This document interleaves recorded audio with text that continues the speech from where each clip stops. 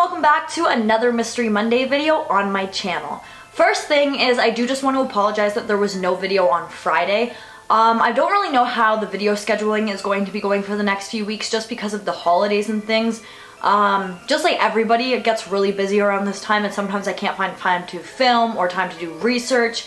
And last week that is exactly what happened. Everything just kind of caught up to me and I realized that I didn't have a video ready to go. So I missed Friday's video.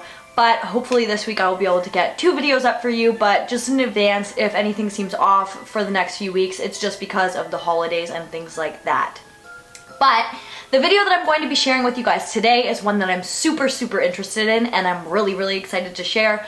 So with that being said, let's get right into today's video. So the case that we're going to be talking about today is actually a lot of different cases, and as you can tell by the title of this video, today we are going to be speaking about the Bennington Triangle. So the Bennington Triangle is made up of Somerset, Shaftesbury, Bennington, Woodford, and a small, almost like ghost town right in the center of all of this called Glastonbury. Glastonbury at one time was a very successful logging and charcoal town, but when those businesses and the need for those things kind of started to die out, people slowly started to move away, and by the end of the 19th century, the area was completely abandoned. Now, after the area was abandoned completely, people did still go there to visit the ghost town and whatnot, but eventually they actually started to have mudslides in that area, and then obviously they couldn't go and visit them, so the area just remained abandoned completely. The Bennington Triangle was named by an author by the name of Joseph A. Citro. I believe that I am pronouncing that correctly, but I'm going to put his name on the screen just in case you guys want to look him up or anything like that. But I do believe that he was the person who originally named the Bennington Triangle, and I also believe that he was the person who was the very first person to notice all of the strange things that happen within the area that is known as the Bennington Triangle. Something that I read about this area that I found to be very interesting is that the Native Americans who had lived in that area believed that the Glastonbury Mountains were actually cursed and that there was something wrong with them. They believed that the mountains would almost pull you in, and then once you were into the mountains, you wouldn't be able to leave. So they would really only go near the mountains to bury those who had passed away. And they actually had this legend that I think is very interesting, and it goes something like there was a magical rock on the very top of the Glastonbury Mountains, and this rock allegedly would eat humans whole. Now obviously this story in particular is just that. It is just a myth or a legend that they probably told their young children to kind of keep them away from the mountains, because again, these mountains were known to be a very dangerous place. Like I said, they believed that the mountains would call you in and then you wouldn't be able to leave them.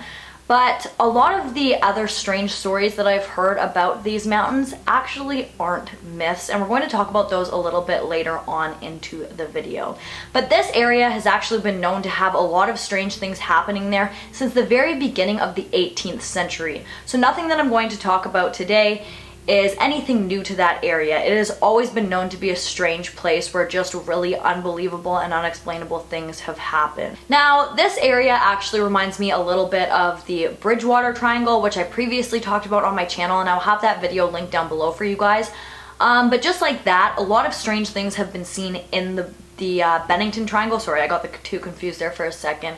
A lot of people report seeing Bigfoot there. They report seeing strange lights that a lot of people chalk up to aliens. Some people believe that the mass disappearances in that area are due to a serial killer. But today we are going to focus on those that have disappeared in that area under strange circumstances. The first disappearance that I'm going to be talking about today takes place in 1945. A 74-year-old named Mitty Rivers was a hunting guide who was leading a group of 5 through the southwest side of the Glassbury Woods. I believe they are located at the bottom of the mountain.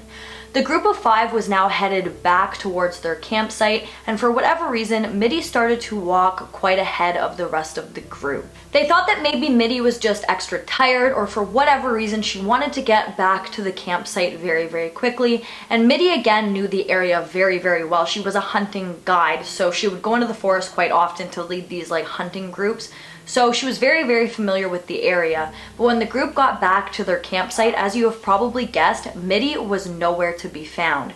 But the group didn't panic too much because Mitty knew the area very, very well, and they figured that maybe she had just gotten a little bit turned around and that she would either find her way back out of the woods or she would find her way back to the campsite, but they just weren't too concerned because she was very, very familiar with this area. After a few days had passed and Mitty still never showed up, a small search group was formed and they went out and searched the entire area where Mitty had been staying with the hunting group.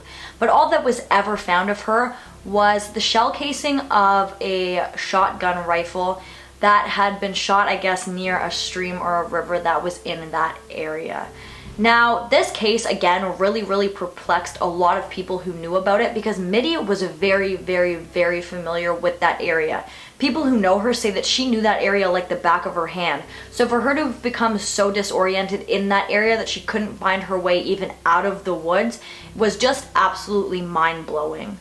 To make things even stranger, Mitty's disappearance was just the first disappearance in a string of unexplained disappearances that happened over the next few years in that area.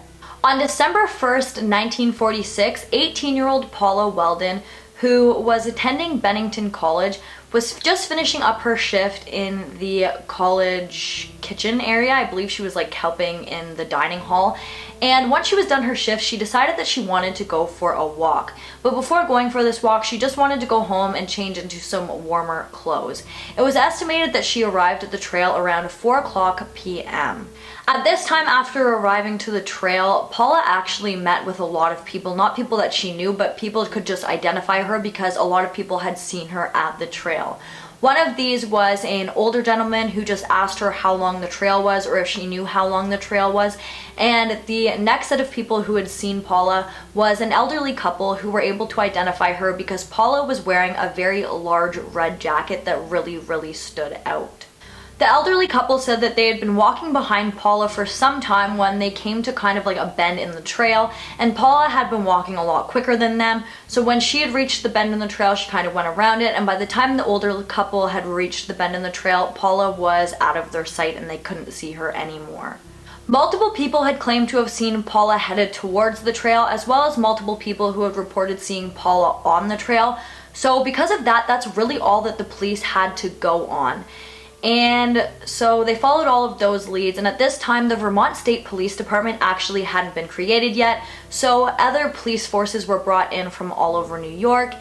And despite the 600 people that were involved in the search for Paula and the extensive attention that went on this case, nothing was ever found of her. There was even a really large reward offered to anybody who would come in with any information leading police to where Paula could be found, but nothing ever came of any of this. Now, for Paula's case in particular, there is one theory that a man who I believe had been living on the other side of the mountain or somewhere along the trail had actually killed Paula after getting into a fight with his wife.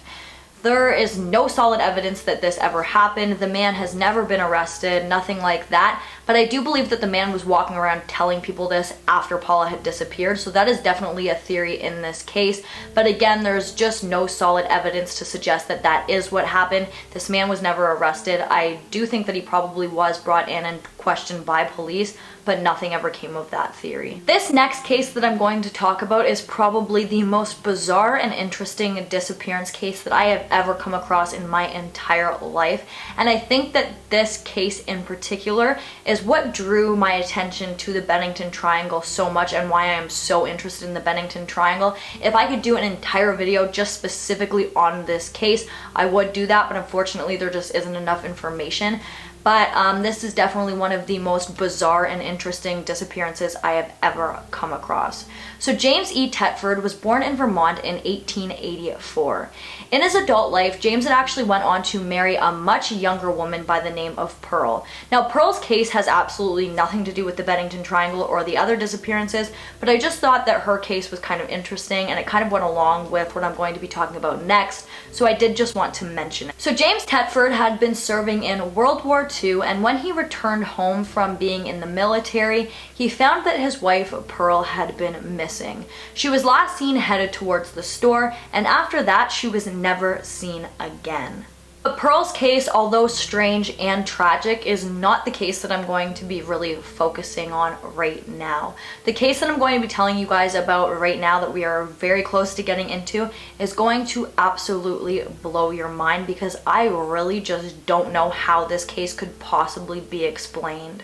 Exactly 3 years to the date of Paula's disappearance, on December 1st, 1949, James Tedford, who is now 68 years old, had boarded a bus leaving St. Albans, Vermont, headed towards Bennington after he had finished visiting with some of his family.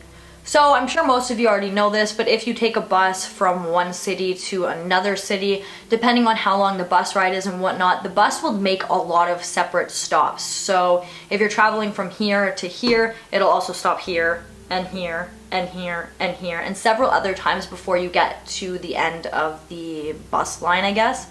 So a lot of people who had been on that bus that day actually saw Tedford get on the bus. A lot of the other passengers who were on the bus can confirm that, they have confirmed that, as well as the bus driver himself. But what is even stranger is Tedford had actually been seen on the bus after the bus had made the last stop before Bennington. But once this bus had arrived in Bennington, James Tedford was nowhere to be found. And again, the bus driver and several of the passengers could confirm that they 100% seen James still on the bus after the last stop before Bennington. So he had definitely been on the bus, but when they arrived in Bennington, he was nowhere to be found. He was no longer on the bus, and they had no idea where he was because he did not get off at the previous stop. That means that James Tedford had somehow vanished pretty much right in front of a bunch of people down Route 7, right in the middle of the Bennington Triangle. To make matters a little bit stranger, all of James Tedford's belongings that he had brought in with him on the bus were left behind, including his luggage and an open bus timetable pamphlet that had been laying open on his seat when they had arrived in Bennington. Now, as you have probably thought through already, there isn't really any theories in this case. Even investigators don't really have any theories. They don't really know how this could have possibly happened. And a lot of the other disappearances that I'm going to be talking about today, you can probably explain rationally. Maybe they had fallen victim to foul play. Maybe they had fallen victim to the elements, you know, something along those lines. But this particular case, I just don't know how you could possibly logically explain this. This one is, yeah, it's just one of those cases that you're like, what? Like, how did that even happen? Like, how did nobody see this man somehow get off the bus while the bus was moving? Like, it just doesn't make absolutely any sense at all. The next disappearance that I'm going to talk about takes place in 1950 on October 12th. An 8-year-old boy named Paul Jefferson was out with his mother when she had stopped to feed one of the animals that the family had had. Now, the reason that I say one of the animals is because I've seen it vary online. Some people say that it was goats, some say that it was pigs. We're just going to go with animals because that seems to cover any possibility of what this animal could have been. Not that it is of any importance to this whatsoever. When his mother had gotten out of the car to go and feed these animals, Paul really wanted to stay in the car. He had asked his mom multiple times if he could just stay in the car, and because she was going to be within distance where she could see the car, and she was only going to be a few minutes, she didn't think that there was any harm in this, so she told Paul that yeah, he could stay in the car. And while she was out doing what she was doing, she said that she could see him sitting contently in the car, just waiting for her to finish up what she was doing.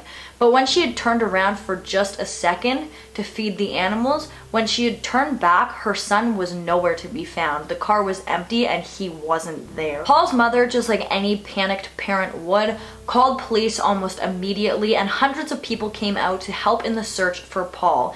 This included a bloodhound who actually led investigators to a trail, to a set of crossroads where the scent was just completely lost. Because of the scent that was picked up by the bloodhound, this led investigators to believe that Paul was possibly kidnapped by somebody who had lured him out to a van or a car and then drove away really quickly. But this confused a lot of people because, again, Paul's mother was so close to the car that you would have thought that she would have heard or seen something, but she didn't hear the door open, she didn't hear the door close, she didn't hear anybody talking to Paul. And she says that she was only turned around for a couple seconds because she was keeping such a close eye on her son. So for him to have disappeared and been kidnapped in that short a span of time without her noticing absolutely anything just really confused a lot of people, because she was in such close proximity to where Paul vanished from. Now, like I mentioned, a lot of the investigators and majority of the people who read about Paul's case strongly think that he was abducted or kidnapped or something along those lines, where he was lured out by a person. But Paul's father actually believes that his son was lured out by the mountains. Paul was always into nature and really liked being in the outdoors and whatnot. But in the days leading up to Paul's disappearance, his parents both said that they had noticed an increasing fascination in Paul in the mountains. Like, he was just absolutely blown away by the mountains. And apparently he had told his dad that they had been calling to him. So his father actually thinks that maybe Paul was lured away by the mountains. Now, that is really, really strange, given the fact that the Native Americans way back when thought that the mountains actually called you in and wouldn't let you leave, which is something that I mentioned on earlier in this video. But for Paul to have said to his father that the mountains were calling to him, that just leaves you feeling a little bit eerie and unsettled. And then just 2 weeks after Paul's disappearance, on October 25th, 1950, 53-year-old Freda Langer disappeared. Freda, just like a lot of the other people that I've talked about in this video, was a very, very avid hiker. She was really experienced and she was very, very, very familiar with the mountains. Freda had been camping in the Glastonbury Mountains with her family when her and her cousin Herbert decided that they were going to go for a walk.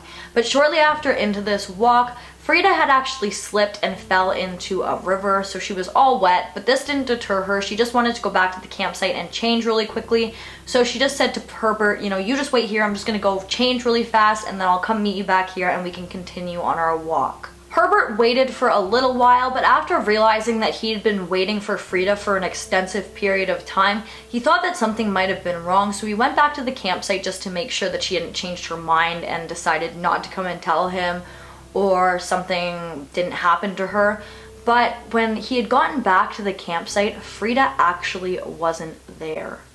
Over the next few weeks, very, very extensive searches were done of the area and hoping to find some answers of what exactly happened to Freda.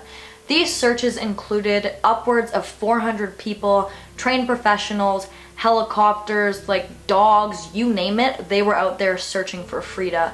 But this led to nothing, and eventually this search was completely called off.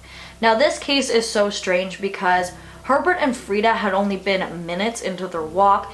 Herbert estimated that they could have only been walking for about 5 to 10 minutes when Freda had fallen. So for her to have fallen or something to have happened to her within that span that it took her to walk from the river to back to their campsite or from the campsite back to Herbert, you would have thought that they would have heard or seen something, but they didn't hear or see anything.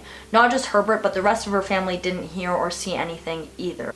And then 7 months later, on May 12th, 1951, Freda's body was actually discovered in an area that had previously been extensively searched. Unfortunately for Freda's family and anybody who is interested in this case, a cause of death has never been determined.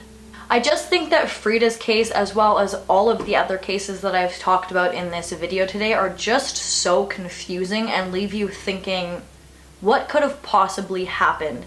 I do believe that the last video that I made was on 2 cases that I do believe could be linked to the missing 411 cases, and after researching the Bennington Triangle, it almost makes you think that maybe a lot of these cases could be linked to the missing 411 cases as well.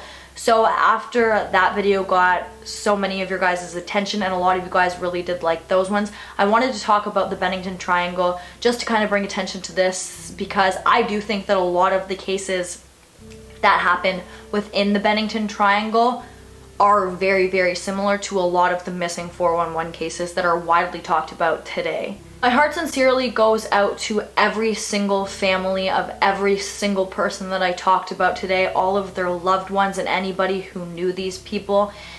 I can't imagine how frustrating and heartbreaking it must be to lose a loved one and just never get any answers, and for it to seem like you may never get any answers. I just can't imagine the frustration and the pain that all of the families and loved ones of these people must have gone through. Guys, that brings us to the end of this video. If you like this video, please give it a big thumbs up. Don't forget to comment down below what you'd like to see in my future videos, and don't forget to subscribe and turn on that notification bell so that you don't miss any future videos from me. Thank you so much for watching, and I'll see you in the next one. Bye, guys!